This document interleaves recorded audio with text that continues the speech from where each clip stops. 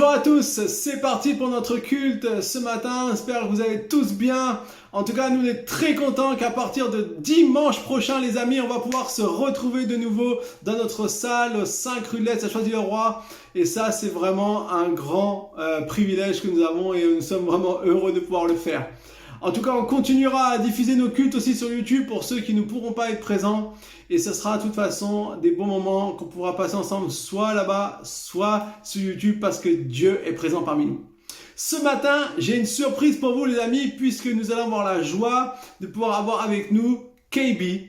KB, c'est un artiste chrétien qui a fait pas mal de la composition et qui aujourd'hui va nous conduire dans la louange, va nous emmener à louer Dieu tous ensemble. Alors je vous demande de vous préparer et de pouvoir vraiment vous focaliser parce que Dieu a plein de bonnes choses pour nous encore ce matin. Que Dieu vous bénisse et merci Seigneur parce que ta présence est toujours là au milieu de nous. Amen. Allez, c'est parti pour la louange. Bonjour à tous, j'espère que vous allez bien, j'espère que vous vous portez bien. Je suis vraiment très heureux et honoré de pouvoir être avec vous aujourd'hui pour qu'on puisse passer un bon moment dans la louange ensemble, à célébrer notre Dieu. Donc, peu importe ce qu'a été votre semaine, dès maintenant, je vais vous inviter à vous vider la tête et à simplement ouvrir vos cœurs et à vous laisser envahir par la présence et par la joie du Seigneur. Amen.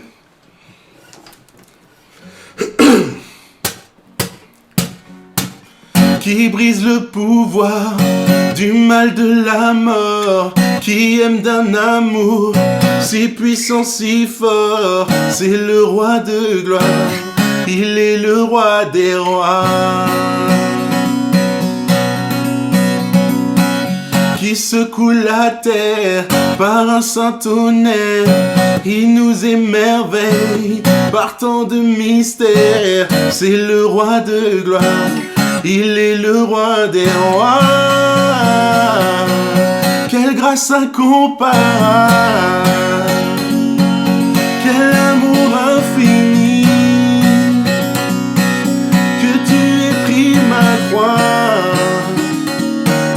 Que tu sois mort pour moi, tu as payé le prix pour qu'enfin je sois libre. Oh Jésus, je te chante pour ce que tu as fait.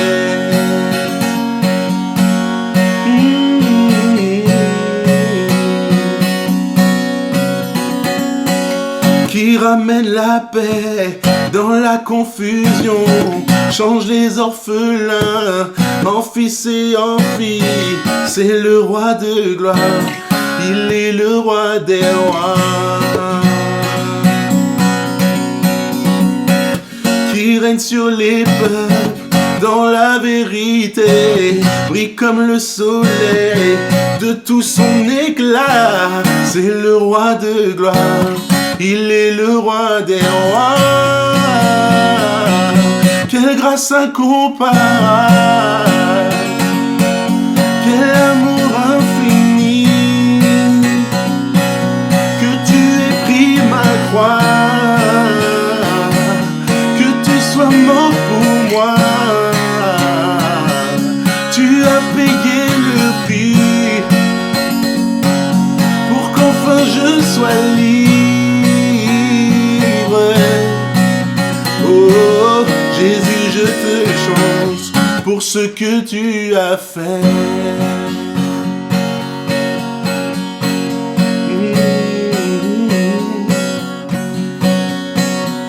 Digne est l'agneau immolé,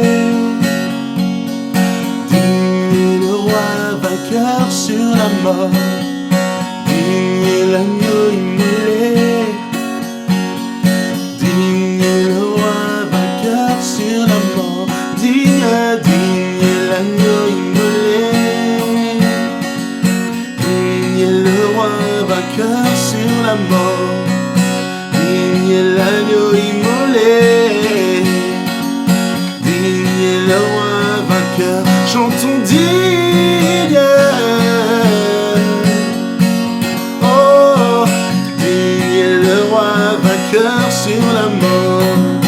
Digne est l'agneau immolé, digne, digne, digne.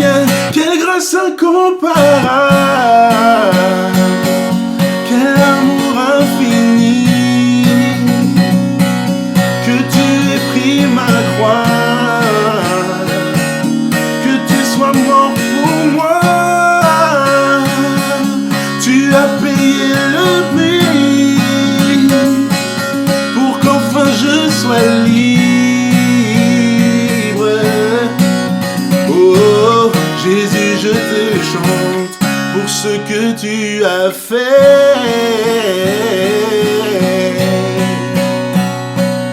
Alléluia. Alléluia Jésus. Merci pour ta grâce, merci pour cette grâce incomparable qui nous permet d'être là aujourd'hui, qui nous permet de te louer, qui nous permet de te glorifier aujourd'hui, Seigneur.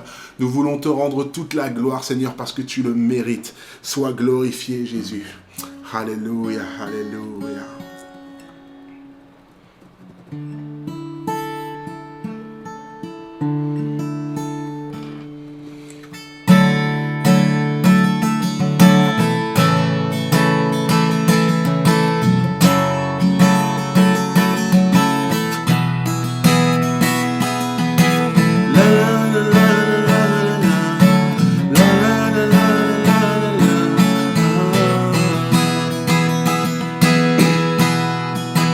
Que ma vie te proclame, mon cœur bat pour le tien, que ta lumière brille en moi tous les jours.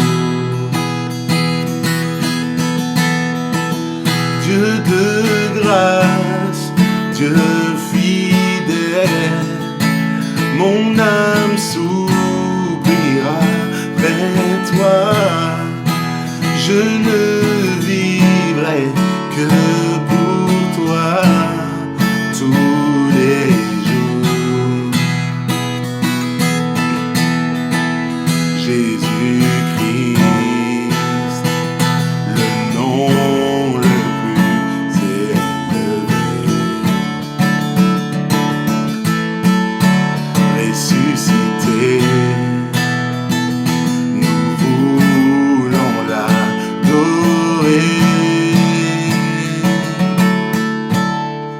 Oui, Jésus règne, ton nom est glorieux, ton nom est tout puissant.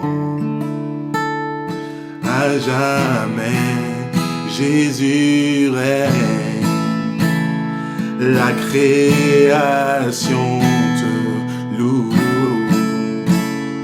le nom au-dessus de tout. À jamais Jésus règne.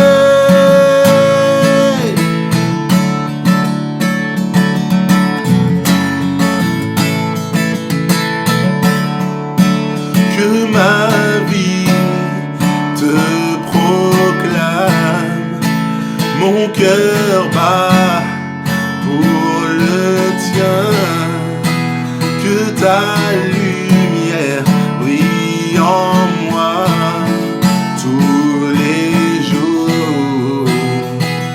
Dieu de grâce, Dieu de grâce, Dieu fidèle, mon âme s'oubliera près de toi. Je ne vivrai que pour toi tous les jours. Jésus-Christ, le nom le plus élevé. Ressuscité, nous voulons l'adorer. Jésus règne, ton nom est glorieux, ton nom est tout puissant. À jamais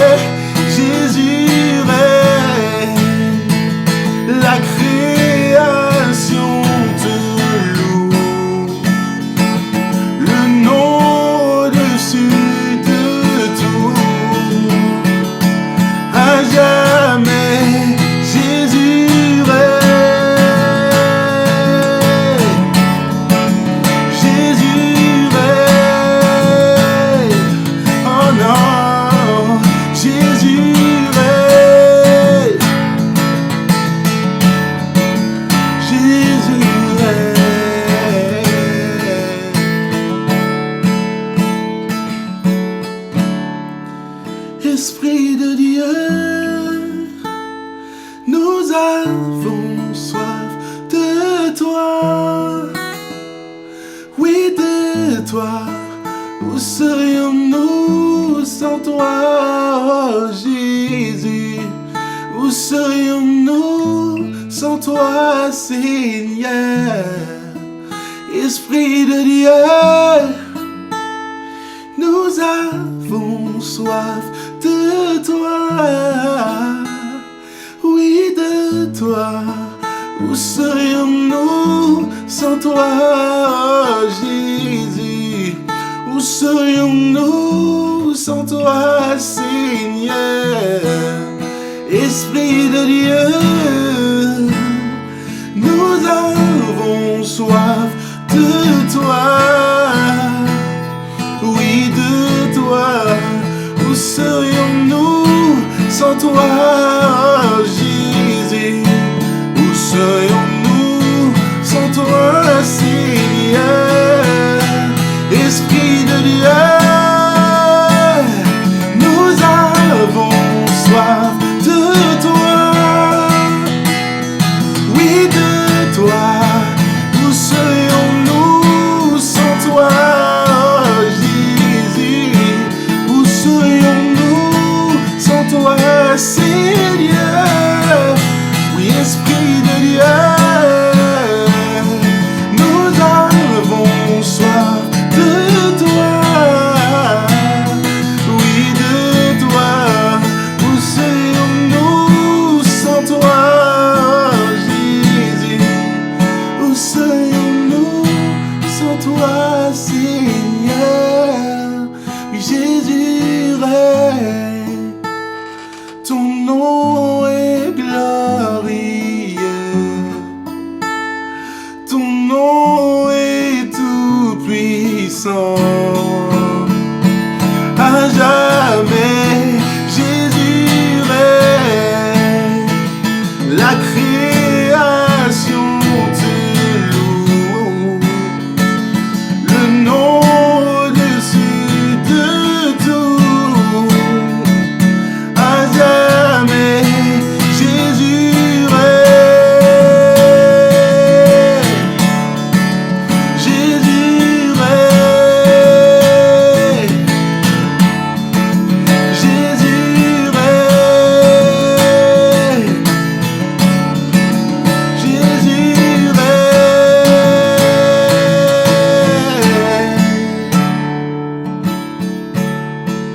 Jésus règne,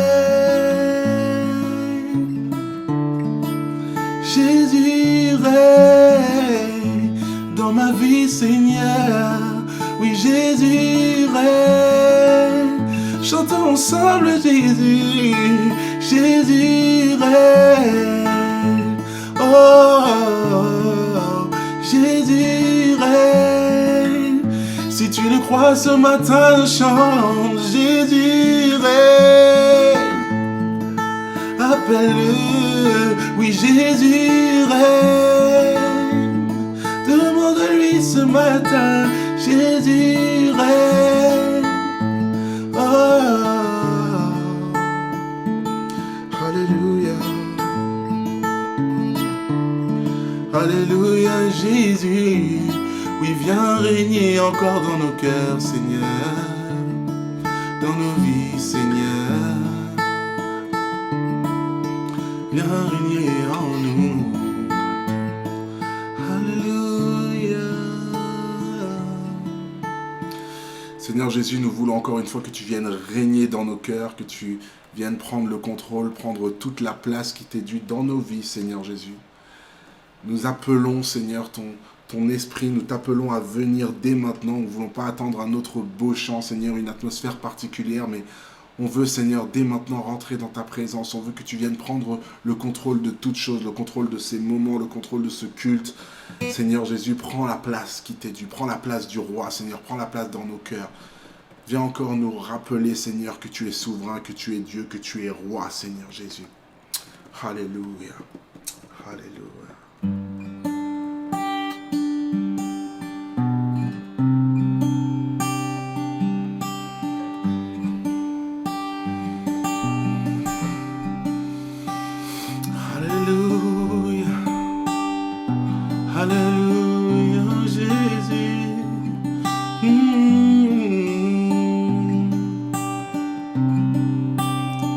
Seigneur, viens dans ce lieu.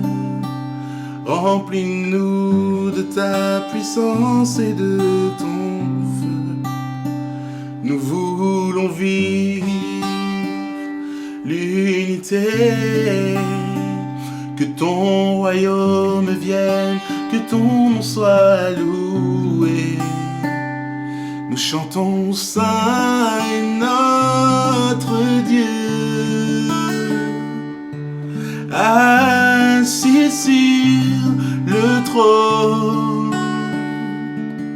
Nous te couronnons, Seigneur, nous chantons ta grandeur.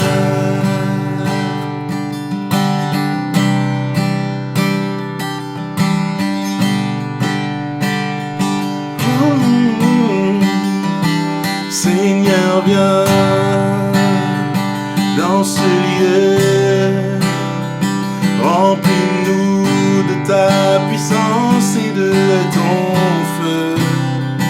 Nous voulons vivre l'unité. Que ton royaume vienne, que ton nom soit loué. Saint est notre Dieu, assis sur le trône. Nous te couronnons, Seigneur, nous chantons ta grandeur. Oui, Saint est notre Dieu, assis sur le trône. Nous te couronnons, Seigneur, nous chantons ta grandeur. Oh, yeah. Oh oui, viens, Roi précieux, viens nous montrer combien tu es merveilleux. Nous attendons ce glorieux jour où les rachetés réunis chanteront ton amour. Saint est notre Dieu, assis sur le trône. Nous te couronnons, Seigneur, nous chantons ta grandeur. Oh oui, Saint, Saint est notre Dieu, assis sur le trône. Nous te couronnons, Seigneur, nous chantons ta grandeur. Oui, nous te couronnons, Seigneur, nous chantons ta grandeur. Nous te couronnons, Seigneur, nous chantons ta grandeur.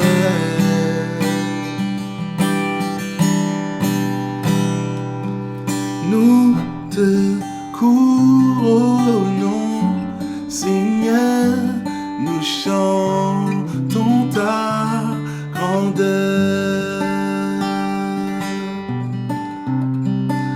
Oui, Saint est notre Dieu, nous chantons ta grandeur. Car tu es digne, Seigneur, et tu es saint, Seigneur Jésus. Et nous chantons ta grandeur. Alléluia. Soyez bénis. Merci à Kébi pour ce merveilleux temps de louange. J'espère que vous avez été bénis. En tout cas, Dieu est présent avec nous et c'est ça qui est le plus important, les amis. J'aimerais maintenant, dans ce temps de Sainte Seine qui vient, dans ce temps où on se rappelle de ce que Jésus a fait pour nous, en fait, prendre un passage de l'Écriture qui se trouve dans Genèse 14. Alors, je vais plutôt prendre l'histoire un peu qui se trouve dans ce passage, dans Genèse chapitre 14. En fait, c'est Abraham qui s'est séparé de son neveu Lot et son neveu Lot va se retrouver au milieu d'un conflit entre différents rois et il va apprendre qu'il a été fait prisonnier et qu'il y a un roi qui est venu leur faire du mal. Alors, Abraham va prendre ses serviteurs pour aller défendre son neveu Lot et va finalement battre les rois qui avaient donc fait du mal à son neveu. Et suite à ça, il y a une histoire qui prend place, c'est le roi de Sodome, donc un des rois qui avait été au bénéfice de ce qu'Abraham avait fait, et le roi de Salem, qui est un roi qui n'était pas dans l'histoire, mais qui apparaît ici. Et il nous a dit que le roi de Salem était un prêtre du Dieu très haut. Il va venir voir Abraham et il va amener du pain et du vin. C'est exactement les emblèmes qu'on a avec la Sainte Seine que Jésus va nous laisser lorsqu'il va prendre ce dernier repas avec ses disciples. Et ce qui est intéressant ici, c'est que le roi de Salem va offrir le pain et le vin, Abraham va participer et il va bénir Abraham. Et ensuite, Abraham, la Bible dit, va nous donner la dîme de tout, c'est-à-dire de tous ses biens. C'est-à-dire 10% de tous ses biens, il va lui donner au roi de Salem. Et puis après vient le roi de Sodome qui lui dit, écoute Abraham, tu as sauvé mon peuple, donc rends-moi toutes les personnes, mais tu peux garder tous les biens pour toi. Et là, Abraham, étonnamment, va dire, non, je ne veux rien, pas même un fil, je ne veux garder de ce que tu auras donné parce que je ne voudrais pas qu'on dise que c'est toi qui m'as béni. Alors, ici, ce qui est intéressant et ce qu'on peut déchiffrer en fait dans cette histoire, c'est que le roi de Salem, bien sûr, c'est une représentation de ce que Jésus venait faire pour nous. Le pain et le vin représentent ce que Jésus a fait pour nous à la croix. Il s'est donné. Il a versé son sang, il a offert son corps. C'est les deux emblèmes pour lesquels on prend le pain et le vin. Mais aussi, il va bénir Abraham. Et ça, c'est quand même un élément hyper important, c'est qu'il va transmettre sa bénédiction. Plus que simplement lui donner le pain et le vin, il va offrir sa bénédiction. Et on voit qu'Abraham va répondre à ça. Et de la même manière, Abraham va se méfier du roi de Sodome. On sait que c'était un roi qui était mauvais, qui faisait toutes sortes de mauvaises choses. C'était déjà écrit dans les versets auparavant. Mais il va bien se garder de se laisser prendre quelque part comme dans un piège. C'est comme s'il sent qu'il y a un piège derrière. Et donc, ce que je vois ici pour nous, c'est que dans notre vie de tous les jours, quelque part, nous on est confrontés à la même chose. Dans notre vie de tous les jours, il y a des choses qui vont venir, qui vont nous être offertes. Et on pense qu'elles sont offertes, on pense qu'elles sont données. Or, bien souvent, c'est des pièges de l'ennemi. L'ennemi va, un peu comme le roi de Sodome, être représenté, si on peut représenter le diable ici, qui va essayer de nous tendre des pièges toujours. Parfois, on va se laisser prendre. Parfois, on va se laisser attirer par quelque chose qui avait l'air bien, parfois même juste, mais qui au final va nous détruire. Et ici, ce qu'on voit avec le roi de Salem, c'est que ce que Jésus offre, c'est sa bénédiction. Mais plus que ça, c'est qu'il nous donne vraiment ce qu'on a besoin. Parce que ce qui compte au fond, c'est pas les biens de quelqu'un, mais c'est la bénédiction de Dieu. Abraham savait qu'avec la bénédiction de Dieu, peu importe si on lui offre beaucoup de biens, Dieu, lui, il allait bénir, il allait pourvoir pour lui. Alors, c'est pas que dans le matériel, c'est bien dans tous les domaines de notre vie. Si on veut avoir la joie, si on veut avoir la paix, ça ne peut pas s'acheter. C'est des choses que seulement Dieu peut donner. Mais c'est possible de les découvrir. Juste à cause d'une seule chose, qui a coûté le plus cher dans ce monde.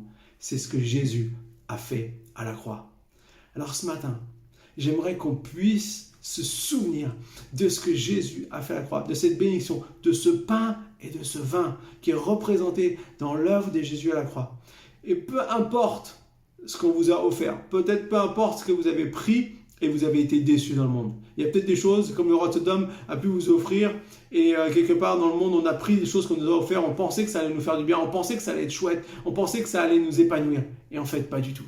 J'aimerais vous dire, peu importe toutes ces choses, ce qui compte le plus, c'est si on revient à ce que Dieu veut nous offrir, à ce que Jésus a pour toi.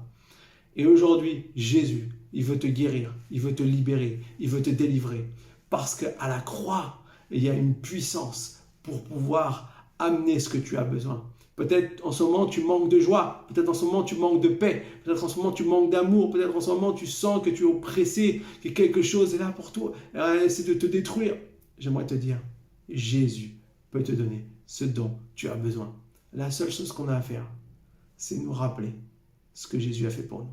Et ce que j'aime à la croix, c'est qu'il n'y a pas de condition. Vous savez, des fois, on va mettre des conditions, mais il n'y a pas de condition en vérité. La seule condition, c'est de dire oui à Jésus.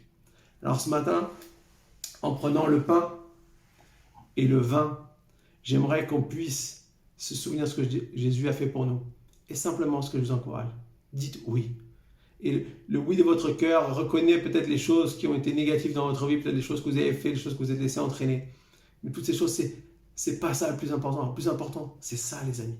Parce que ça nous permet de pouvoir découvrir et prendre et vivre ce que Dieu a pour nous. Alors prenons le pain.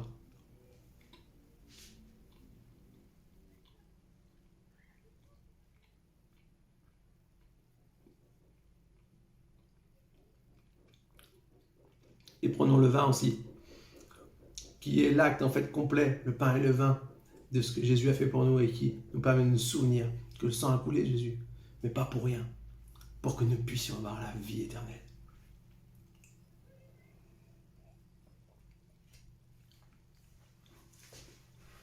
Voilà les amis, j'espère que vous avez été encouragés. En tout cas, aujourd'hui, on a une deuxième surprise. C'est un peu le dimanche surprise, c'est le dernier dimanche où on est seulement sur YouTube. Et ce dimanche, nous allons avoir la joie de pouvoir entendre mon petit frère. Alors c'est vrai que c'est un peu particulier, mais c'est un des messages qu'il a prêché dans son église, à Église Nouvelle Vie à Dieppe, où il est l'un des pasteurs. Et ce message est un message vraiment aussi porté sur la grâce de Dieu pour nous. J'aimerais que vous puissiez vraiment entendre, et c'est vraiment un message percutant qui nous parle des vieux démons. On a tous quelque part peut-être des vieux démons, mais la bonne nouvelle, c'est que Jésus est là pour nous en délivrer. Alors je vous dis une bonne écoute, que Dieu vous bénisse, et puis on se retrouve à la fin. Bonjour à tous, content d'être avec vous ce dimanche pour apporter la parole de Dieu. Ce matin, j'ai un sujet qui malheureusement va peut-être pas vous plaire, parce qu'on va parler des vieux démons. On va parler des vieux démons. Qui sait ce que c'est des vieux démons? Les vieux démons, d'après le dictionnaire, c'est les tendances négatives sous-jacentes susceptibles de se manifester à nouveau. Des tendances négatives sous-jacentes qui peuvent dormir, mais qui sont susceptibles de se manifester à nouveau. Ça vous parle? Moi, ça ne m'a pas parlé du tout, je ne voyais pas de quoi il parlait, mais ça peut nous parler. Et le dictionnaire donne le terme, pour donner un exemple, une illustration, il dit « le réveil des vieux démons xénophobes ». Et je crois que ces derniers temps, on a vu dans l'actualité, avec l'assassinat de George Floyd, des vieux démons qui se réveillent, des vieux démons xénophobes qu'on pensait peut-être un peu enterrés, un peu loin, et qui finalement sont plus présents qu'on ne le pensait, et qui sont là d'une manière tonitruante. Ça nous a choqués, ça nous a blessés, ça nous a meurtris surtout en tant que chrétiens. Mais c'était juste intéressant que le dictionnaire se penche sur cette illustration dans le contexte actuel. Mais moi, je voudrais vous parler ce matin de ces vieux démons qui sont en nous. Vous savez, c'est tellement ancré dans l'histoire de l'humanité qu'on est tourmenté, qu'on n'est pas libre, que les anciens, les ancêtres les appelaient des esprits que l'on supposait attachés à la destinée de l'individu ou de la communauté. On se disait ces choses-là, ces esprits-là, des fois, ils disaient bon ou mauvais, mais la plupart du temps, ils étaient mauvais. Ils disaient, ils sont attachés à nous, ils sont dans notre communauté, ils vont forcer notre destin. Ça, c'est l'expérience humaine. C'est comme ça que le dictionnaire décrit, et c'est comme ça que c'est ressenti. Mais ce matin, on va parler aussi de la vision biblique des choses, parce qu'on n'a pas qu'une vision humaine, même si le vécu est important, on a aussi une vision biblique. Et que nous dit la Bible? Elle nous parle de ces vieux démons, de ce vieux mal qui rôde. Et dans le Notre Père, il y a Jésus qui a dit cette phrase, « Ne permets pas, Père, qu'on rentre en tentation, mais délivre-nous du mal, délivre-nous de ces vieux démons. Délivre-nous de l'épreuve. La tentation, littéralement, c'est l'épreuve. C'est quelque chose qui est difficile, qui tire à l'intérieur de nous, qui s'oppose à nous. Et il dit, Seigneur, si tu peux nous préserver d'aller face à cette tentation, mais sinon, délivre-nous du mal. Et le message de Jésus, c'est qu'il veut te délivrer. Et délivrer, c'est un terme qui est plus puissant même que enlever quelque chose. C'est quelque chose qui te secourt, qui te sort littéralement de ta condition et qui te permet d'en être libre, totalement libre. Jésus, il veut nous délivrer du péché. Ce matin, on va parler vraiment aussi de délivrance avec ces vieux démons. Jésus, il n'est pas venu nous empêcher d'être exposés. Il est venu nous apprendre et nous faire rentrer dans un chemin de délivrance. Et c'est un peu différent parce que l'arrêt de quelque chose et la délivrance, se faire ôter quelque chose, se faire délivrer de quelque chose, il y a une nuance. Imaginons que je suis alcoolique ou que j'ai une addiction à une drogue quelconque, à un produit. On peut m'enlever tout ce produit. Je n'y aurai plus accès, on dira il ne boit plus, il ne se drogue plus. Mais est-ce que j'en suis vraiment libre? Est-ce que j'en suis vraiment libéré ou est-ce que je l'ai juste enlevé? Et Jésus ne veut pas juste nous enlever les choses, il veut nous libérer. Jésus est venu nous libérer des choses auxquelles nous sommes des fois encore exposés. À ces vieux démons qui sont sous-jacents, qui sont encore là, lui, il veut nous en délivrer. Jésus, quand il priait, il ne demandait pas qu'on soit retiré du monde. Et dans une prière qu'il a fait dans l'évangile de Jean, une prière pour ses disciples, et dans sa prière, il a même dit, je te prie d'ailleurs, c'est chrétien, pour tous les chrétiens à venir, c'est-à-dire pour vous et moi aujourd'hui. Ce jour-là, Jésus priait pour vous et moi, il a dit, Jean chapitre 17, verset 15, je ne te demande pas de les retirer du monde, mais de les préserver du diable. Ça, c'est l'idée de Dieu. On peut toujours être exposé, mais on est préservé du diable, on est préservé de ces choses négatives qui veulent nous tirer vers le bas. Il ne s'agit pas d'enlever le danger, il s'agit de nous apprendre à le maîtriser. Mais c'est vrai, il y a un mystère là-dedans. Et pourquoi ne pas enlever directement la tentation pour tout le monde? Vous l'avez vu dans la vidéo des enfants. Pourquoi ils me laissent faire n'importe quoi? Et il y a une forme de mystère là-dedans. C'est vrai, moi je pensais à ça. J'ai peur que mon enfant, quand il sort, qu'il va acheter une baguette à la boulangerie, j'ai peur qu'il se fasse écraser. Je suis toujours anxieux, je dis j'espère qu'il va faire attention. Alors qu'est-ce que je fais? Soit je lui apprends à traverser, ou alors je pourrais dire, mais si toutes les voitures disparaissaient, ce ne serait pas une solution aussi, pas mal? Et là, je sens que jeudi, les mamans vont venir à la prière pour dire « Seigneur, fais que tous les chauffards aient une crise cardiaque ». Non, je plaisante, il ne faut pas faire ça. Mais vous comprenez que Jésus ne veut pas toujours nous enlever la solution express, mais nous apprendre à être libre des choses. Et je vais prendre un exemple très concret d'un péché qui dure depuis de toute éternité. On ne date plus, le péché des pulsions sexuelles. Qu'est-ce que je fais? Vous avez le choix, soit j'apprends à prendre le contrôle de mon corps, ou soit on peut passer à une castration physique. Messieurs, ça vous tente? Jésus ne veut pas ça pour nous. D'ailleurs, je vais parler, excusez-moi, comme illustration, c'est un petit peu trash, mais je vais utiliser l'illustration de ce qu'on fait à des jeunes filles encore aujourd'hui sur la terre. Heureusement, Dieu merci, de moins en moins, mais on pratique, il y a certaines personnes qui pratiquent l'excision. Et l'excision, c'est littéralement, on mutile une enfant, voire même des fois un bébé, contre son gré, en lui enlevant ses organes qui font sa féminité, qui feront son plaisir, qui feront son bien-être, au prix de sa future sainteté. On dit, on va t'enlever ça, comme ça plus tard. Toi, tu seras une femme sainte, tu n'iras pas voir à droite à gauche, comme on dit dans le jargon, dans la fornication. Ça, c'est les méthodes des hommes. C'est comme ça que les hommes accèdent à la sanctification. C'est comme ça que les hommes chassent les vieux démons, en allant faire une atrocité à l'intérieur du corps. Mais Jésus est carrément opposé à ce genre de concept. Ça ne lui correspond même pas, il ne comprend même pas l'idée. J'ai une bonne nouvelle pour vous, notre Dieu est contre l'excision. Ce n'est pas sa politique, ce n'est pas son plan, et ce n'est pas comme ça qu'il veut nous sortir des histoires de péché ou des histoires de vieux démons. Si Dieu a choisi d'envoyer Jésus sur terre, c'est pour nous libérer de l'emprise du péché. S'il a choisi de nous donner le Saint-Esprit, c'est pour que nous réussissions à avoir les clés en main de la réussite, c'est-à-dire tu vas être capable en collaboration avec lui. C'est parce qu'il nous aime plus qu'il ne déteste le péché que l'on commet. Jésus, le plan de Dieu est conçu par un Dieu qui nous aime plus que le péché, qui ne peut détester le péché que l'on commet. Dieu t'aime plus que tout. Ce matin, je crois qu'il y en a qui ont besoin d'entendre que le Dieu saint, le Dieu tout-puissant, le Dieu qui est parfait veut te dire « Il n'y a rien de comparable à la taille de mon amour pour toi.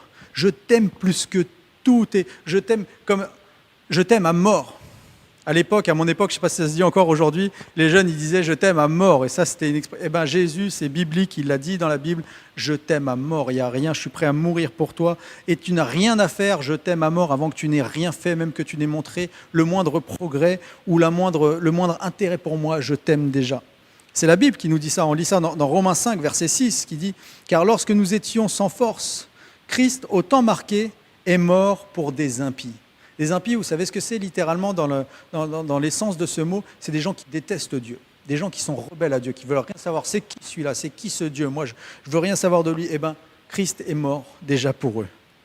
Et l'apôtre Paul, quand il rédige ça, inspiré par le Saint-Esprit, il dit « À peine mourrait-on pour un juste. Quelqu'un peut-être mourrait-il pour un homme bien. À la limite, ça pouvait arriver que Dieu nous a prouvé son amour envers nous et en ce que, lorsque nous étions encore des pécheurs, Christ est mort pour nous. Il a prouvé son amour. Lorsque tu étais encore pécheur, il t'aimait déjà. Non, ce n'est pas ton péché qui va te séparer de l'amour de Dieu. Jamais, jamais, jamais. Déjà avant que tu aimes Dieu, que tu n'aies le soupçon de respect pour Dieu, il t'aimait déjà à fond, prêt à mourir pour toi. Alors maintenant que tu le suis, que tu as décidé, même si tu as des chutes, même si tu as des failles, crois-moi, son amour ne peut pas diminuer. Certaines choses peuvent nous couper de Dieu, mais rien ne peut nous couper de son amour. On peut être coupé de Dieu par un style de vie. On peut être coupé des fois de la présence, la sainteté de Dieu. On ne se sent pas bien en présence de Dieu parce qu'on sait que la vie qu'on mène volontairement et continuellement n'est pas bonne. Ou alors on peut être des fois coupé de la joie de Dieu. C'est comme une coquille de tristesse et on n'a pas accès à cette joie parce qu'on n'est pas bien. Des fois on peut être coupé de l'onction de Dieu. L'onction, ça veut dire qui te valide. Ça veut dire que quand Dieu valide quelque chose, il dit « je mets mon onction sur ça, je le valide ». Et des fois, on peut être coupé de cette onction parce que Dieu ne valide pas notre style de vie. Mais rien, strictement rien ne peut nous séparer de son amour, même pas le péché. Rien ne peut nous séparer de son amour. Et c'est à cause de cet amour que Dieu n'a pas fait le choix de nous couper, de nous exciser. Ce n'est pas dans sa politique. Et des fois, on ne comprend pas ça, parce que des fois, comment comprendre un amour si grand? C'est difficile à comprendre. Et quand on est dans la souffrance ou dans la lutte avec des vieux démons, des fois, on préférerait presque que Dieu nous violente. Et presque des fois, on a l'impression que le fait qu'il ne fasse rien, c'est qu'il ne s'intéresse pas à nous. C'est qu'il dit, mais pourquoi il me laisse comme ça? Regarde, je me bats avec ça, je me bats avec mes faiblesses, je me bats avec je prenais l'exemple de la sexualité parce que c'est un grand classique et les anecdotes peuvent nous prouver qu'il est terrible, mais ça peut être aussi avec ma colère qui est là, qui est tout le temps depuis des années, je suis toujours colérique, j'en ai marre, ou mon honnêteté, je sais que c'est pas bien, mais à chaque fois je retombe toujours dans les cercles de faire une roublardise, une malhonnêteté, je suis pas sincère, j'arrive pas, il faut toujours que je devienne un peu faux, et ça me contrarie à l'intérieur de moi, je sais que c'est pas bien, mais je comprends pas pourquoi Dieu me laisse vivre avec ça, ou alors parce que peut-être je suis trop égoïste, tout le temps je pense qu'à moi, et c'est plus fort que moi, ou je suis avare, j'ai des problèmes avec l'argent, et je comprends pas, et des fois, parfois on est tellement dans l'échec qu'on en veut à Dieu. On dit, Seigneur, pourquoi tu me laisses comme ça? Je voulais pas retourner là, je suis mal à l'aise avec ça, et toi, tu ne m'en sors pas. Alors, vous savez, on prend la grâce des fois comme un lot de consolation. On prend la grâce, c'est comme si tu as été à la fête foraine. Moi, j'aime bien aller à la Foire de Dieppe, j'espère qu'elle aura lieu cette année. Et tu tires à la carabine sur des fils ou des ballons ou des trucs, et tu espères gagner vraiment soit une belle télé, ou alors tu espères gagner une super grosse peluche ou un truc super bien. Et puis tu dépenses 10, 15 euros, et puis au final, tu n'as rien gagné. Et puis là, le gars, il te donne des claques doigts. Ou une mini peluche à 1,50 €. Et là, tu te dis, bon, je vais prendre ça, mais j'aurais aimé plus. Et des fois, on est comme ça avec Dieu. On prend la Sainte Seine. On dit, je sais, Seigneur, que tu me pardonnes. Je sais, mais franchement, j'aurais aimé être délivré de ce truc. C'est pour quand, Seigneur? Des fois, on est tellement frustré avec nos vieux démons, avec nos vieilles défunts, et qu'on ne comprend pas pourquoi Dieu n'arrache pas les choses, qu'on en vient à prendre Dieu comme si on était à la préfecture. C'est peut-être pas arrivé à mon numéro. Vous savez, la préfecture, vous arrivez, il y a 450 numéros devant vous. Des fois, ça ferme, il faudra revenir demain. C'était pas mon dimanche. J'ai pris la grâce, mais c'était une grâce au rabais, parce que ce que j'aurais voulu, c'était tellement quelque chose de mieux. Mais le problème de l'existence de ces vieux démons et le fait qu'ils perdurent, c'est pas que Dieu ne nous aime pas assez. C'est que Dieu nous aime beaucoup trop pour venir nous détruire en nous aidant à nous sanctifier. Quand Dieu veut te donner la liberté, il veut te la donner vraiment. Il ne veut pas juste pratiquer une excision sur toi. Dieu ne veut pas juste. Le but de Dieu, c'est pas juste d'éliminer le péché et de faire un bon chrétien, bien modèle, bien rangé, bien joli. Ah, c'est comme ça que je le veux, lui, sans péché, je vais tout arracher. Comme ces gens qui pratiquent cette chose horrible en disant Dieu n'est pas comme ça. Il veut que tu te réalises, que tu te construises une identité nouvelle qui correspond à ta nouvelle nature. La vie avec Jésus, c'est une construction d'une nouvelle identité. Et quand on pratique l'arrachement du péché, aussi beau que ça peut être, dire ça y est, je suis libre, c'est pas comme ça que Dieu veut procéder. Pourquoi ? Parce qu'il ne veut pas te détruire en te sanctifiant. En te lavant, Dieu veut t'apprendre et que tu te développes, que ton développement personnel soit dans la partie. Parce que Dieu nous aime beaucoup trop, juste pour faire de nous des petits-enfants bien rangés. Et vous allez voir que les atteintes profondes et terribles que peut créer dans une personne l'excision pour son avenir. Et juste un petit témoignage de cette dame qui est une spécialiste. Une fille est encore excisée aujourd'hui dans le monde toutes les 6 minutes. Quelles sont les conséquences de l'excision sur la santé des femmes ? Les conséquences sont très diverses, mais potentiellement extrêmement graves, et c'est pour ça que nous militons très fortement pour l'abandon de cette pratique. Ça peut aller du décès immédiat par saignement ou un peu retardé par infection, mais les conséquences plus lointaines tournent autour de difficultés dans les rapports, douleurs, absence de désir, absence de plaisir, complications potentielles à l'accouchement, et surtout au niveau de l'image de soi, au niveau de l'image que la femme a d'elle-même et de son corps, ça devient très compliqué.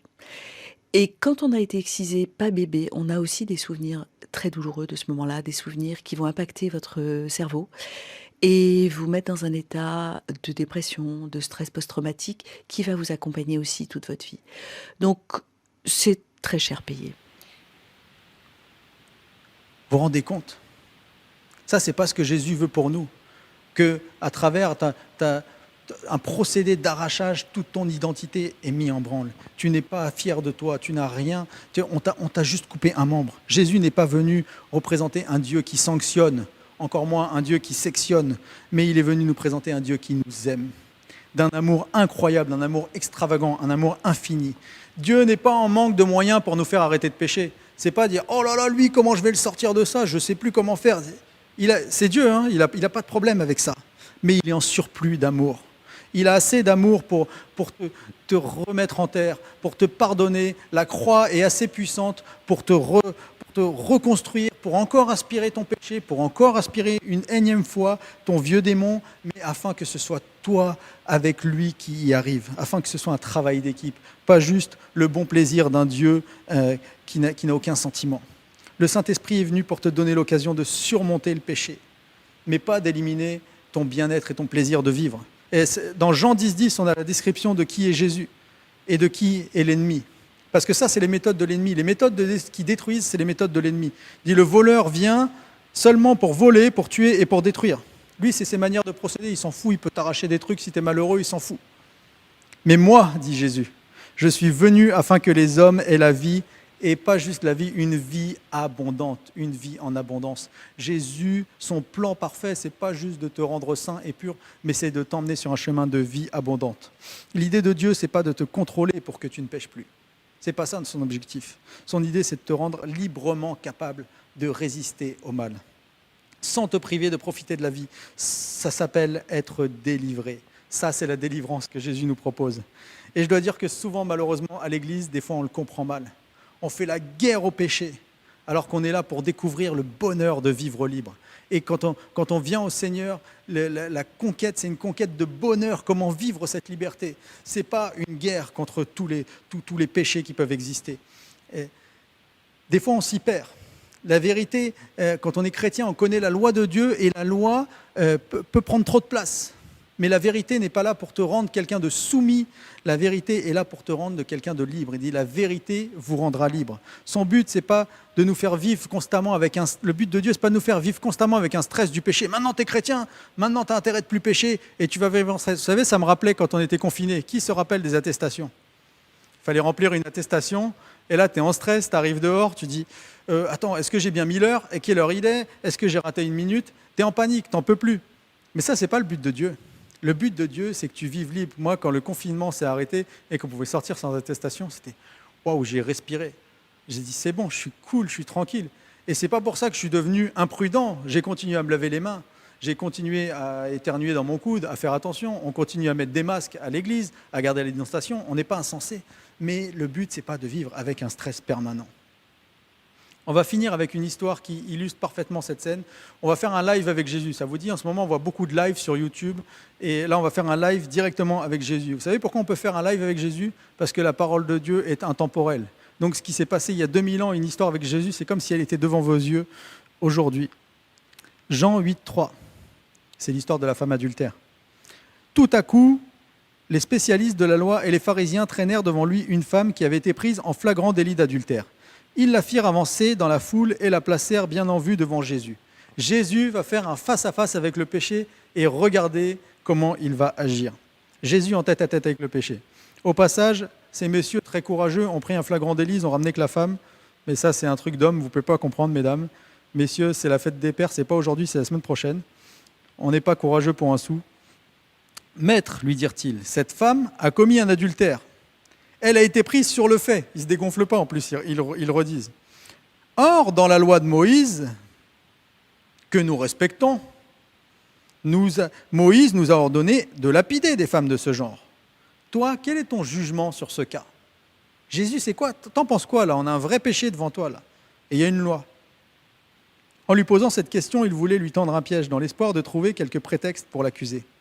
Mais Jésus se baissa et se mit à écrire du doigt sur le sol. Juste entre parenthèses, là, Jésus, il n'est pas en train de devenir fou, il n'est pas en train de péter un câble. C'était une tradition que les Bédouins avaient quand il y avait un marché. On pouvait écrire les calculs dans le sable. Quand il y avait une histoire, une anecdote, on faisait des illustrations et on les écrivait par terre et ça donnait une image aux personnes qui étaient autour. On ne sait pas ce que Jésus écrivait, mais en tout cas, il avait un calcul à faire. Il a dit « Ok, péché, loi de Moïse ». Eux, ils insistaient, répétant leurs questions.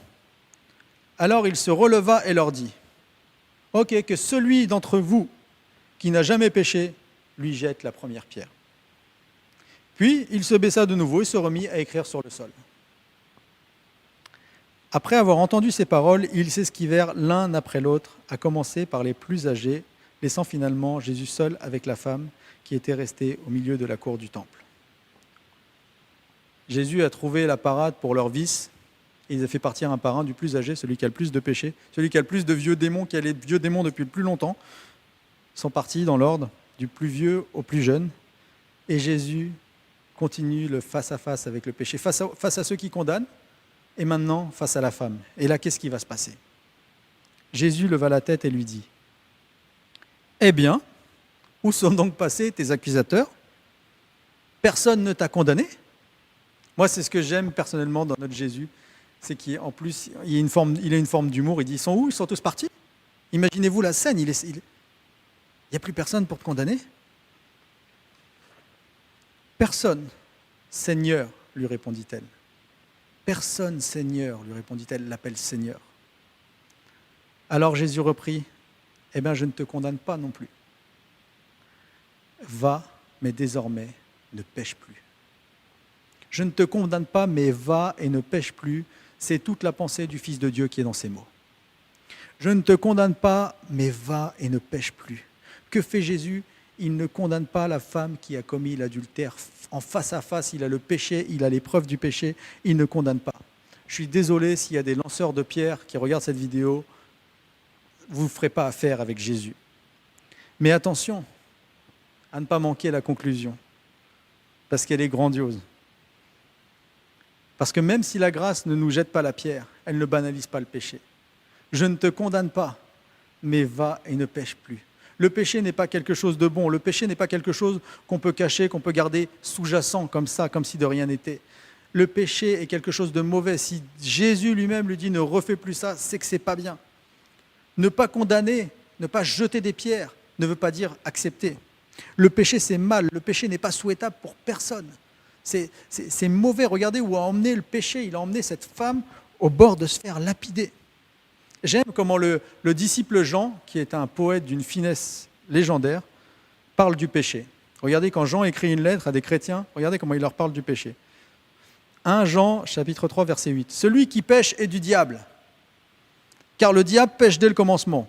Le Fils de Dieu apparut afin de détruire les œuvres du diable. » Ça, c'est du bon travail pastoral. On va faire comme ça maintenant à Nouvelle Vie. Quand vous allez venir nous voir, on va dire « Hop, hop, hop, hop, hop, tu pêches, t'es du diable. » Parce que le péché, c'est mal. Et la Bible ne nie pas que le péché est mal. Jésus n'a pas encouragé cette dame à pécher. Il lui a pas dit « Ah, c'est bien, continue comme ça. Moi, je ne te condamne pas, mais tu peux continuer comme ça. » Il n'a pas dit « C'est pas grave. » Il n'a pas dit « Oh, après tout, c'est pas grand-chose. » Il n'a pas dit qu'elle n'avait pas péché. Il lui a dit « Va et ne pêche plus. » Il a mis des mots sur son mal et il lui a attribué. Jésus, il n'a pas fait de la relation d'aide. Hein. Il n'a pas dit « Tiens, en fait, pourquoi tu trompais ton mari? C'était quoi? Ah ouais, d'accord. Ça n'allait pas à la maison. » Non, non. Il a juste dit « Va et ne pêche plus. Je te libère, mais je te propose de vivre différemment. Viens chercher ma grâce, viens. Là, tu as reçu l'amour de Dieu en tête à tête, mais va maintenant, tu peux vivre autrement. Oui, tu as péché, je ne te lapide pas, mais tu peux faire mieux que ça dans ta vie. Fais le choix de faire autrement. Pas la peine d'expliquer, de te justifier. Peut-être que la femme avait envie de lui dire « Ouais, mais il ne veut même pas entendre. » Jésus dit « Va, tu es libre. Tu es libre de repartir. Moi, j'efface toute l'ardoise. » Tu peux vivre autrement que ça. Il y avait une chanson de rap chrétien que j'écoutais et il disait dans la vie, c'est soit tu te pends, soit tu te repens. Moi, c'est pas ça que je vais vous dire parce que je ne veux pas être accusé après d'avoir incité à faire des choses horribles. Mais moi, je dirais souvent, soit face au péché, soit tu te justifies et tu te donnes des explications. Oui, mais c'est parce que nanani, nanana. Ou alors tu te repens. Et là, c'est ce que Jésus nous montre dans cette histoire. Il dit, ma grâce est totale, mais maintenant, il n'y a pas la peine d'en faire un plat, mais maintenant va et repens-toi, vis différemment, va dans une autre direction, change de manière d'opérer. Et vous savez, Jésus nous libère pour que nous puissions opérer. Il nous libère pour qu'on opère. Le péché ne vient pas de Dieu. Le péché n'est pas une invention de Dieu pour nous tester. Le péché est quelque chose qui vient de nous ultimement. Il vient du diable, on l'a vu, Jean disait le diable est le fondateur du péché, le fondateur. Mais finalement, ça passe par nous. Et Jésus met cette femme devant cette responsabilité. Tu vas, mais maintenant tu ne vas plus faire comme avant. Jacques nous dit que le péché est en nous. Jacques a dit, le mal est en toi. Jésus. Que personne, Jacques chapitre 1 verset 13 dit, que personne lorsqu'il est tenté ne dise c'est Dieu qui me tente. Car Dieu ne peut être tenté par le mal et il ne tente lui-même personne. Mais chacun est tenté quand il est attiré et amorcé par sa propre convoitise. Puis, cette propre convoitise, propre à toi, lorsqu'elle a conçu, lorsqu'elle se développe, elle enfante le péché. Elle fabrique quelque chose. Et le péché étant consommé, produit la mort. Ça y est, tu es prêt pour être lapidé. Ne vous y trompez pas, mes frères bien-aimés, toute grâce excellente et tout don parfait descend d'en haut, du Père des Lumières, chez lequel il n'y a ni changement, ni ombre de variation. Waouh, quelle pensée merveilleuse. Jacques, après avoir dit, c'est ton péché à toi, comme un petit peu Jésus avec cette femme. Tu as fait ça, va maintenant et fais différemment. Il dit, une fois que tu as conçu le péché, ok, d'accord, mais ne vous y trompez pas, toute grâce excellente et tout don parfait descend d'en haut. Il y a un espoir qui descend du ciel, du Père des Lumières. Il y a un faisceau qui descend, qui n'a ni changement, ni ombre de variation. Il n'y a pas de problème de réseau avec Dieu pour te transformer et t'emmener. Il nous a engendrés, ce Dieu, ce Père des Lumières, qui est, avec sa grâce excellente et son don parfait qui descend d'en haut, il nous a engendrés dans sa volonté par la parole de vérité, afin que nous soyons en quelque sorte les prémices de ses créatures. C'est tellement beau. On est fait pour être les prémices de ces créatures. Tu es fait pour être un prototype de personnes différentes. Tu n'es pas fait pour être constamment dans ce péché, tu es fait pour partir plus loin. Et aujourd'hui, tu peux faire le choix de récupérer cette grâce, de récupérer son don et de partir. De partir avec l'expérience de la grâce de Dieu, l'expérience d'avoir vu l'absence de condamnation qu'il y a en Jésus, mais c'est à toi d'opérer maintenant une vie sans péché, par sa puissance, par sa grâce. C'est sa grâce qui descend d'en haut, qui vient te fortifier, mais après, c'est à toi d'opérer dans le combat. Et quand Jésus dit qu'il ne veut pas t'arracher juste pour de faire de toi un petit saint, c'est parce qu'il veut qu'il y ait cette opération avec toi. Ce vieux péché-là, ça fait longtemps, c'est à toi de dire « je ne le laisserai plus maintenant ». Jésus, on va s'en débarrasser parce que j'ai fait l'expérience de ta grâce, je vais m'en débarrasser. Et Jésus sait que c'est un combat. Jésus, il a même demandé de l'aide à ses disciples quand il a été dans son dernier plus grand combat avec le péché, quand il est parti dans le jardin, qui avait encore sa volonté toute humaine. Jésus, 100% humain, avec la volonté de Dieu qui descendait dans son cœur. Ces deux volontés s'entreclashaient à l'intérieur de lui. Regardez ce qu'il a dit dans Matthieu 26. Il a dit « Veillez et priez, afin que vous ne tombiez pas dans la tentation, parce que l'esprit est bien disposé, mais la chair est faible. Le vieux démon va chercher d'influencer la chair, mais il faut veiller et prier. Ça, c'est la recette de la Bible. Veiller et prier. Il faut prier. Jésus a dû prier, mais pas n'importe quelle prière. Pas une prière, oh, alléluia, Dieu, que tu es grand, que tu es beau, tu es un Dieu merveilleux. Non, c'est pas le moment de faire des prières comme ça. Vous pouvez faire des prières comme ça, c'est bien, c'est des belles prières. Mais là, dans ces combats-là, c'est pas le moment de faire des prières comme ça. Jésus, ce jour-là, il a prié, ah Seigneur, si tu pouvais éloigner de moi ce défi, ce combat-là, si tu pouvais l'arracher, mais il a dit non. Non, c'est parce que c'est ta volonté qui doit venir dans ma vie et je ne veux pas que ma volonté domine sur la tienne. Et quelque part, il y avait ce clash des volontés. À un moment donné, si tu veux gagner le combat, il faut mettre ta volonté dans la partie. Vous savez, souvent on prie, Seigneur, arrache-moi ça. On veut le coup de baguette magique. Oh Seigneur, je ne supporte plus d'être comme ça. Mais en fait, dans le fond, tu ne veux pas vraiment changer.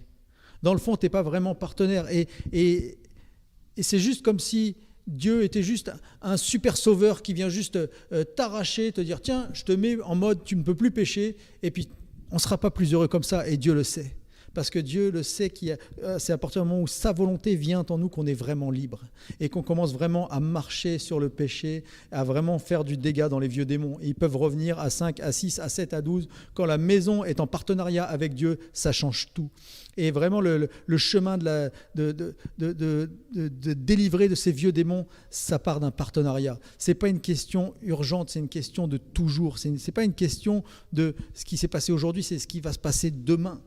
Dieu ne veut pas juste te libérer d'un péché aujourd'hui, il veut t'emmener dans une voie de délivrance où tu marches, où tu réussis, où tu écrases littéralement la tête du serpent.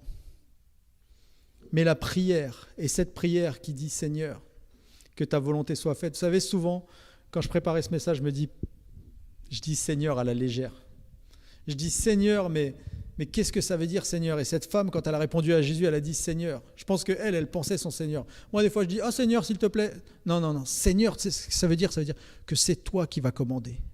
Que c'est toi, que c'est majesté. Tu es le Seigneur, c'est toi qui vas régner dans ma vie. Mais est-ce qu'on le veut vraiment, ça? Et ce matin, je voudrais vraiment vous encourager à recevoir ce message en disant « Seigneur, je veux ta volonté ». Et ce n'est pas toujours facile. Si ce n'était pas facile pour Jésus, ça ne sera pas facile pour nous. Mais si vous priez avec des seigneurs qui viennent du cœur et qui pensent le mot « Seigneur », je vous assure que là, il y aura pas ça va changer. Ça ne pourra pas être pareil. Si on commence à prier en pensant le mot Seigneur, en pensant je veux ta volonté et je reçois ta grâce, je sais que tu me pardonnes de tous mes péchés, mais je reçois ta volonté pour aller de l'avant, tout va changer. Mais ma question est simple ce matin. Veux-tu changer? Veux-tu vraiment le changement? Si c'est le cas, tu peux prier comme Jésus et dire Seigneur, que ta volonté se fasse dans ma vie en pensant vraiment les mots. En pensant vraiment les mots, « Oh Dieu Tout-Puissant, Majesté, je reçois ta grâce et je veux marcher avec toi, je veux aller dans une vie qui ne pêche plus. » Et vous ne serez jamais perdant à faire ce genre de prière. L'ennemi viendra vous dire, tu vas perdre quelque chose, mais c'est un menteur. Je vais finir juste avec cette citation du chanteur, écrivain Samuel Olivier, compositeur, qui dit « Le péché te fait croire que tu es indépendant, mais en fait tu es un esclave. Alors que la loi de l'esprit, la loi de Dieu, réclame ta dépendance, mais en fait, elle te libère. » Chers amis de l'Église Nouvelle Vie, je suis sûr que nous allons découvrir encore la gloire de Dieu, mais pas à la légère, pas avec un coup de baguette magique, mais parce que nous allons, à travers la grâce de Dieu qui est infinie, qui a le temps, mais à travers cette grâce et notre volonté, nous allons pouvoir recevoir la libération totale. Parce que Jésus veut te libérer, parce qu'il t'aime plus que tout. Il ne veut pas juste de faire toi, juste une belle photo dans une église. Oh, un bon petit chrétien. Il veut un homme libre de tout asservissement par la puissance de sa présence en toi. Dans le nom de Jésus-Christ, prions ensemble. Merci Seigneur pour ce... Et Seigneur, je veux penser le mot Seigneur parce que je l'ai encore dit de manière tellement systématique. Je te prie pour que nous puissions être une église qui va te dire majesté, mais en pensant ce que nous disions. En laissant ta présence gracieuse, ce qui vient d'en haut, là, qui n'est pas influencé par quoi que ce soit, de quel on ne peut pas être coupé, qui est sans ombre de variation, venir à l'intérieur de nous, l'intérieur de mon cœur, afin que ma vie puisse être un chemin où je suis délivré du péché. Merci parce que je reçois ta grâce et je reçois aussi tes paroles. Va et ne pêche plus. Et ce matin, je veux te répondre, Seigneur, et je suis sûr que devant nos écrans, plusieurs veulent te dire aussi, sois Seigneur dans mes problèmes. Et je crois et je proclame que cette prière aura un effet radical et que des vieux démons vont passer un sale quart d'heure et une sale année et une sale saison et un sale été à travers toutes les personnes qui reçoivent ta parole comme tu l'as donnée. Dans le nom de Jésus-Christ. Amen. Voilà, encore un grand merci à Michael pour ce message. Et c'était vraiment un message percutant, édifiant. J'espère que vous avez été bénis. Et surtout, demandez à Dieu de vous aider si vous avez besoin de sa grâce, de laisser venir prendre toute la place dans votre vie. C'est jamais trop tard avec le Seigneur. On peut toujours prendre une bonne décision. Alors n'hésitez pas. Voilà, les amis, comme je l'ai dit, dimanche prochain, on va se retrouver à l'église. Pour cela, on va devoir faire des inscriptions parce que malheureusement, on ne pourra pas accueillir tout le monde. Alors, comment ça va se passer? Vous allez envoyer vos inscriptions à Pascal Ossard qui va les prendre et on va vous communiquer vraiment toutes les informations liées à ça. Ça pourra se faire par mail, par message. Mais l'important, c'est de s'inscrire parce que malheureusement, comme on ne peut pas accueillir tout le monde, seulement ceux qui se seront inscrits en premier pourront être les premiers élus pour venir. Mais si jamais vous n'avez pas pu, vous serez en priorité sur la semaine d'après. Et on va faire comme ça le temps qu'on puisse accueillir encore plus de monde en fonction des conditions que nous donne l'État français pour pouvoir nous réunir librement. Voilà les amis, en tout cas j'espère que vous avez passé un très bon culte. Je vous dis à très bientôt et hâte de vous retrouver pour ceux que je verrai dimanche prochain. Et pour les autres, on se donne rendez-vous encore sur YouTube et ce sera de toute façon encore un super temps avec notre Seigneur. Que Dieu bénisse et bon dimanche à tous. Ciao, ciao.